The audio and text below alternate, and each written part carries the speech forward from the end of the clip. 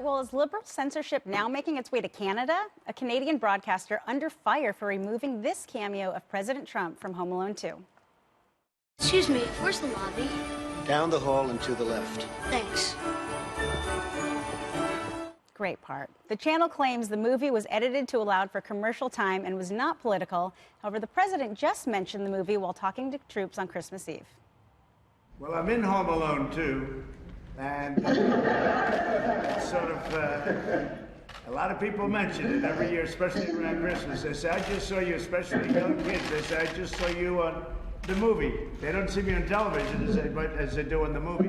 But it's been a good movie, and I was a little bit younger, to put it mildly, and it was an honor to do it.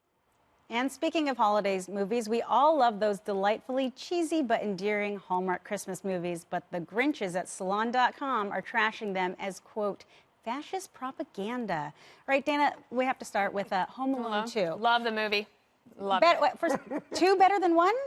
I love it all. I like 2 slightly better than 1, mostly because when I moved to New York, then I could see all of the different areas, and I realized, you know, just how special it was. I love the movie. So, yes, this CBC is saying when they bought the rights to the movie, it had to be made for television, and so that part got cut. But it reminds me of, do you remember when all of a sudden President Trump's Twitter account went down? And he was the only one? Right. It was like, it always seems to go in one direction against President Trump. It sure does. I mean, the whole Wikipedia thing where they changed it on the Home Alone 2, saying that impeachment, blah, blah, blah. So liberal censorship versus content editing, I don't really know, but it does seem quite convenient. Jesse, Hallmark pulled an ad because the viewers said that they opposed the ad. They didn't like something about the ad. And then there was a writer for Salon.com that called Hallmark movies, holiday movies in general, just fascist propaganda. Now, here's the problem I have with this. Hallmark itself has historically been a channel based on religious shows. In the last several decades, it was all religious showings, and then it's gone down, down, down, down. Is it really fascist propaganda to have Christmas movies in the time of Christmas in a channel that has historically been religious? I mean, I don't care what Salon says. And a fascist propaganda, because it has family values, it's just a ridiculous attack. Back to Home Alone 2, probably one of the most underrated sequels ever. Kevin had better booby traps. Harry and, what's his name, Marv, bigger roles. It did $175 million at the box office. It's on Disney Plus now. I just saw it with my twins. They love the Trump cameo.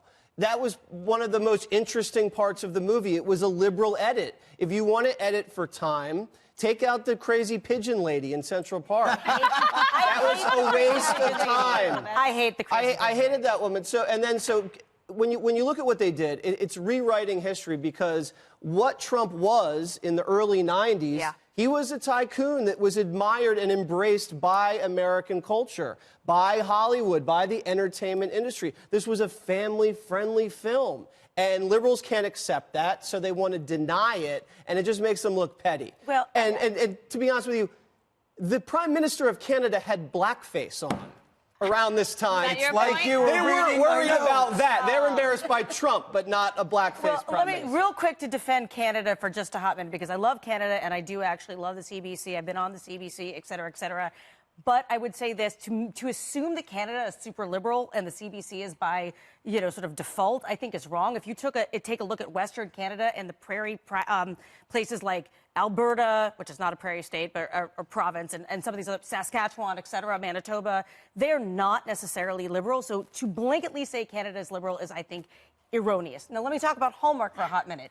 Where I think that they're saying, like, about it being quote-unquote fascist is not necessarily because of family values things, but more about the fact that, you know, everyone somehow ends up marrying a prince. It's like, he was the janitor, but secretly he's a prince. And so now, like, we're espousing certain values, but it's just fun, people. We don't need to make everything political. Well, the writer, Amanda McCrow, actually called it heteronormative whiteness. But what I found extremely interesting... Okay, this proves my point. But what I find interesting is Hillary Clinton took out an hour-long ad on Hallmark in 2006 for her primary, and it was do this whole town hall. So is it just convenient at that time, Michael, or do you think that it's just now evolving?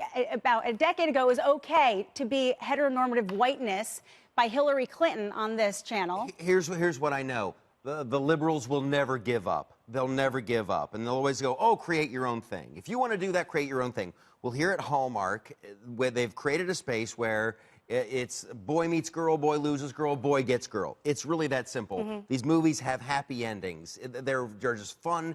There's no big twist. The bad guys don't win. And that's comforting and good. And hopefully there's always room for that kind of entertainment. Especially during the holiday season. Like, isn't it okay to have some feel-good television? Evidently not. The people at Saloon.com.